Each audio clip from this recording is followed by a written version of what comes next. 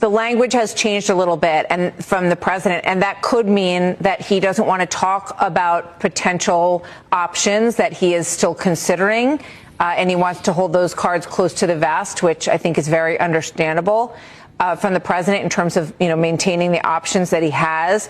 On the other hand, I'm hearing that people on the ground in Iran are despondent because they are very afraid that an Obama-like response is happening again, that there's all this momentum and that there's a feeling that it is on the verge of collapse, the regime, and that maybe this moment is about to pass the Iranians by again. Do you feel that way? Are you afraid that that is what might happen again?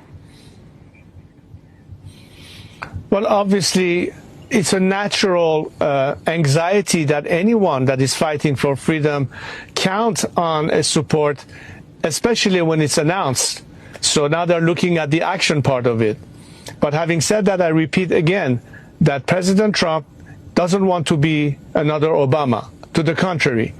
So up to that point and until now, we believe that actions will be in some form taken while the president has the prerogative to explore every option. But the best option right now that will save lives, that will provide Iran with true freedom at the hand of a nation that wants to liberate itself and be partners in a free world with the most strongest democracy on the planet is to put an end to this regime.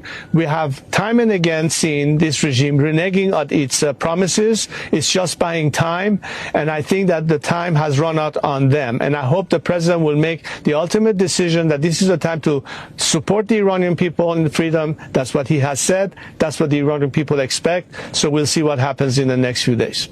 President Trump has said that it's up to the Iranian people to decide. And I totally agree. I've always said it's for the Iranian people to decide. And I think the Iranian people have already demonstrated in great numbers who it is that they want them to lead to this transition.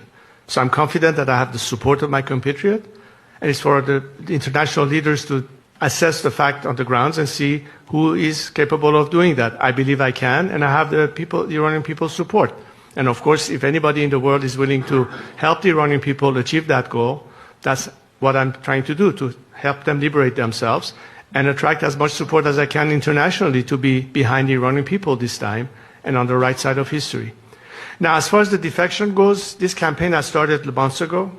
We started this, in fact, I announced it in another press conference I had in Paris a few months ago. Some of you might have heard about it. At which point we established a system whereby people who want to defect or want to access us or want to indicate their interest to join with us have a secure means of communicating their intentions to us. Since then, tens of thousands have applied. Many of them are from the security forces in Iran, police force, military, IRGC, and we are vetting them as we're speaking. And the mechanism for defection does exist, but most importantly is the principle of having an exit strategy. And on that I've said, anyone whose hand is not soiled in the blood of the Iranian people will survive regime change. We're not talking about de-Baathification. We're not talking about the disaster of post-Saddam Hussein, post-Gaddafi collapse. We're not going to have a failed state. And for me to be able to guide a smooth transition, I'm counting on security forces to be the element that keeps the country secure, protects people's lives and their livelihood, and be part of the solution. As a result, we have already seen people indicating their cooperation. We have already seen elements that refuse to be used as an instrument of repression, which is why the regime is now, as we speak, importing elements from outside the country to be the instrument of repression, as they're running out of their own forces to do that for them inside Iran. And all of this is the indication of the beginning of that collapse. Hopefully, by more support from the outside world, by a determined strike on the regime's elements that are the instrument of repression, as I stated in my opening remarks, in my opinion, that will expedite the process and will also increase the number of defections to be more rapid, so that we are not faced with remnants and pockets of resistance as much as possible.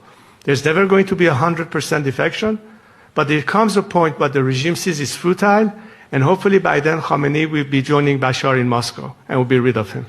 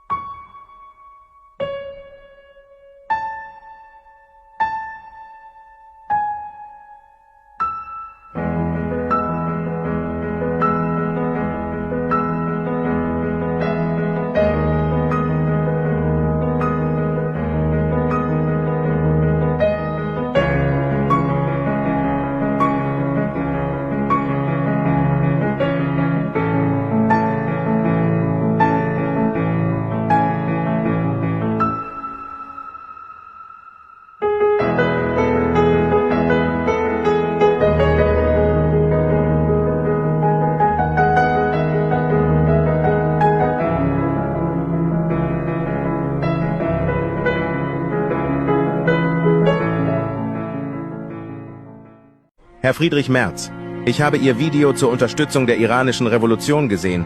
Doch das reicht nicht. Das Mindeste wäre die Schließung der Botschaft der Islamischen Republik. Andernfalls stehen Sie neben denen, die auf das iranische Volk geschossen und über 12.000 unschuldige Menschen getötet haben. Wir werden diese Tage nicht vergessen. This isn't a movie. This is real. In Iran, 12,000 people died in just 2 days. Some reports are even saying that this is the horrifying reality unfolding right now.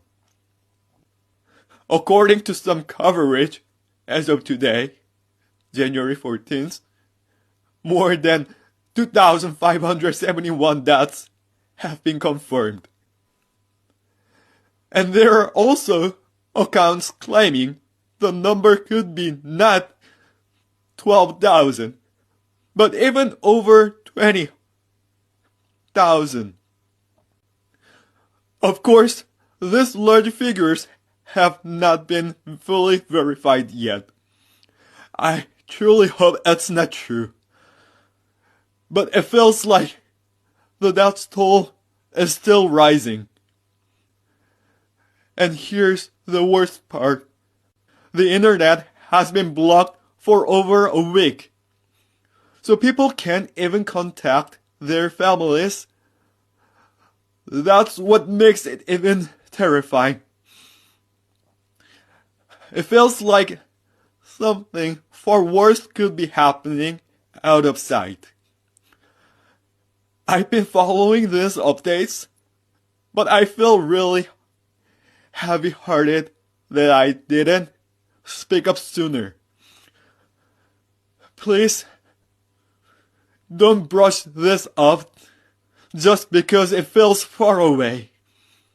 Think of it as if we're happening to your family, to your friends. Please pray for them, for safety, for an end to this, and share this so the world keeps paying attention. Please.